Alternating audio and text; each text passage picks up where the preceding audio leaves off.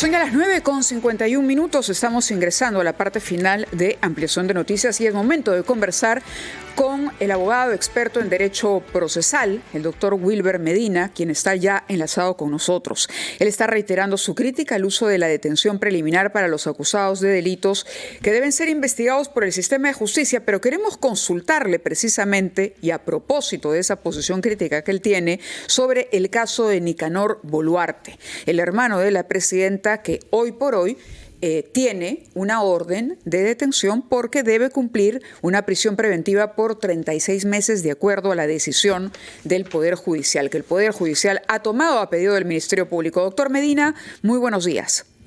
Mávila, Fernando, buenos días. Buenos días, doctor Medina. Hemos escuchado al abogado decir que ya que con su cliente, el abogado del señor Boluarte, decir, ya que su cliente o que él mismo considera que esto no ha sido imparcial y que no se garantizan los derechos del ciudadano Nicanor Boluarte, él está en el ejercicio pleno de mantener su integridad. Sí. Estoy irrepetible. Perdóneme. Sí, está con nosotros. No, le decía cuál es su opinión sobre la situación del doctor, Mávila, del señor Boluarte. Sí, muy brevemente, me voy a entrar a una audiencia de Rutas de Lima. Lo escuchamos. Le cuento, yo tengo una línea de principios en defensa de estos temas. Estoy en desacuerdo y por una sencilla razón, Mávila. Todas las prisiones preventivas que ha dado el señor Carguancho son arbitrarias, no se ajustan a derecho, no cumplen los estándares establecidos por la Corte Interamericana, Tribunal Constitucional, Corte Suprema. Porque todas, Mávila, han sido desestimadas por las instancias superiores.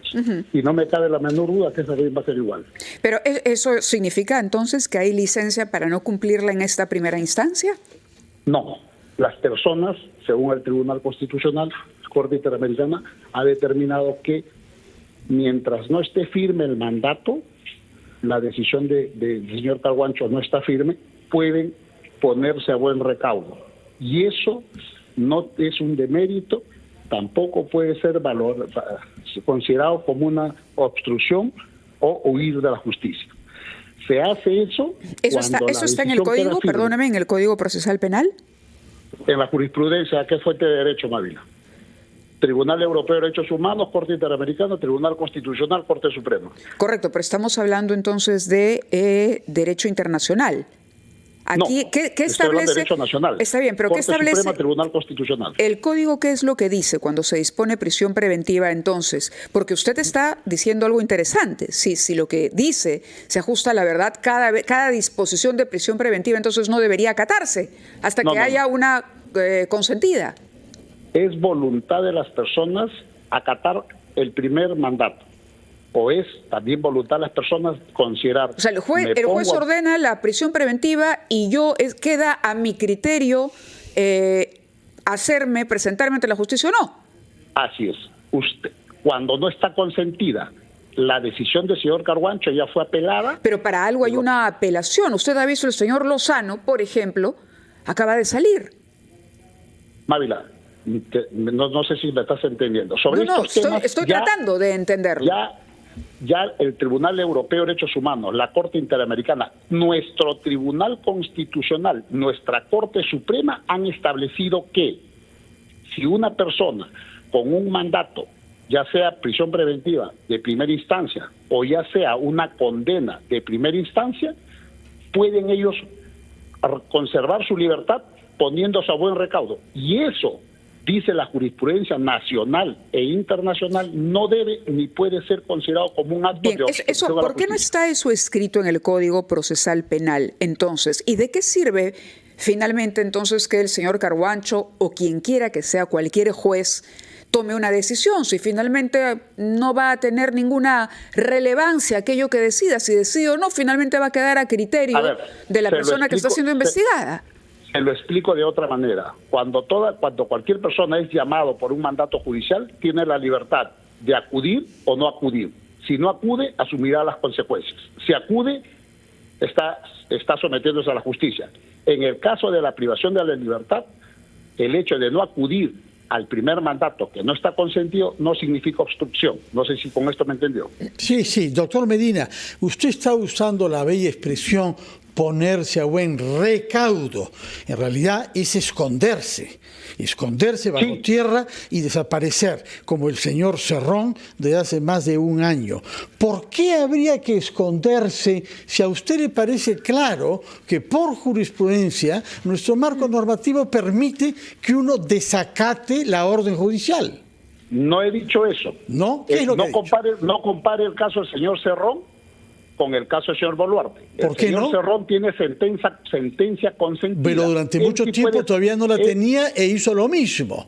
Él sí puede ser, después que quedó consentida su sentencia y no acude al llamado para ser internado en un penal, puede ser considerado prófugo.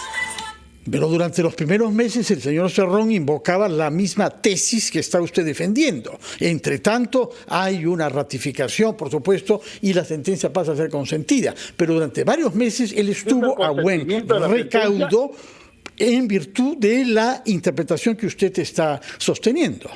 Claro, a partir de la sentencia consentida, el señor Cerrón y cualquier persona pasa a ser prófugo si no se somete a la justicia.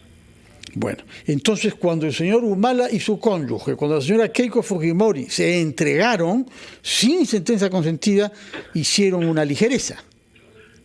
No, es su decisión, don Fernando. No podemos cuestionar a las personas por las decisiones que libremente toman, ya sea por voluntad propia o asesorado por sus abogados. Pero lo que dijeron ellos es que lo que hacían libremente es acatar el mandato de la justicia y se constituyeron prisioneros pese a, en ambos casos, tener hijos en baja edad. Usted está desmereciendo el ejemplo que han dado algunos peruanos, los dos que he citado entre otros, o tres que he citado, de considerar que si un tribunal decide imponer una prisión preliminar a alguien, el ciudadano correcto debe cumplirla, en vez de esconderse, que es lo que usted llama ponerse a buen recaudo.